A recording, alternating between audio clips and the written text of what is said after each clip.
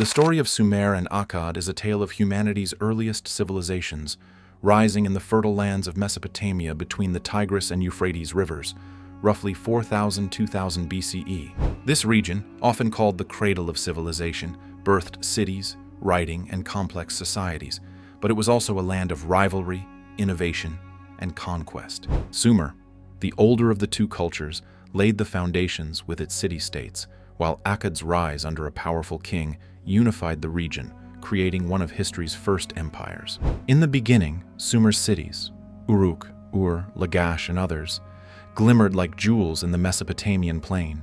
Around 3000 BCE, these city-states thrived as independent hubs of trade, religion, and innovation. Sumerians invented cuneiform, the world's first writing system, etched on clay tablets to record everything from grain tallies to hymns. Their ziggurats, towering stepped temples, reached toward the heavens, honoring gods like Inanna and Enlil. But life in Sumer was not all harmony. City-states often clashed over water, land, and power. Enheduanna, the world's first named author, emerges as our first figure. A high priestess of the moon god Nana in Ur, she was also the daughter of Sargon, the Akkadian king who would later transform the region. Enheduanna's poetry, especially her hymns to Inanna, blended devotion with political savvy, uniting Sumerian and Akkadian religious traditions. Her words, preserved on clay, gave voice to the divine feminine and cemented her father's legitimacy. When rebellion threatened her temple, she wrote of her exile and restoration, a testament to her resilience and influence in a male-dominated world.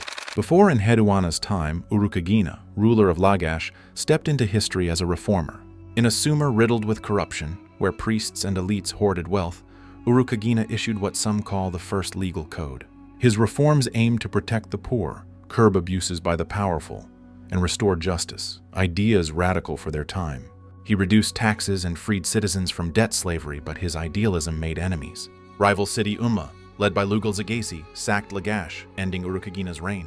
His legacy, though, endured in cuneiform records, a flicker of hope for fairness in a turbulent land.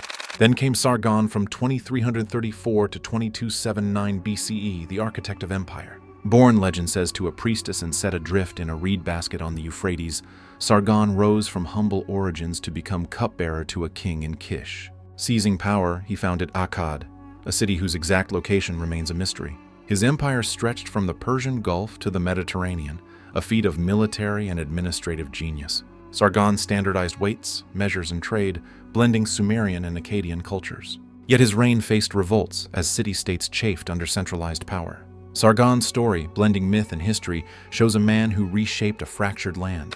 Sargon's grandson, Naram-Sin, took the empire to new heights, but also sowed its downfall. When he sacked the sacred city of Nippur, priests whispered of divine wrath.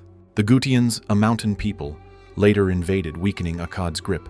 Naram-Sin's reign, marked by triumphs and overreach, became a cautionary tale of imperial ambition. Amid these historical figures stands Gilgamesh, the semi-mythical king of Uruk, whose epic captures Sumer's soul. The Epic of Gilgamesh, one of the oldest surviving works of literature, tells of a restless king, two-thirds divine, who built Uruk's mighty walls but oppressed his people. His friendship with Enkidu, a wild man tamed by civilization, led to heroic deeds like slaying the monster Humbaba. When Enkidu died, Gilgamesh's quest for immortality took him to Utnapishtim, a flood survivor who revealed the god's limits on human life. Gilgamesh's journey, etched in cuneiform, reflects Sumer's obsession with mortality, legacy, and the human condition. Sumer and Akkad's story is one of cycles: creation, conquest, and collapse. Sumer's city-states laid the groundwork: writing, law, and urban life. Akkad's empire, forged by Sargon and tested by Naram-Sin, showed the possibilities and perils of unity. Enheduanna's hymns bridged cultures, Urukagina's reforms sought justice, and Gilgamesh's epic wrestled with eternal questions.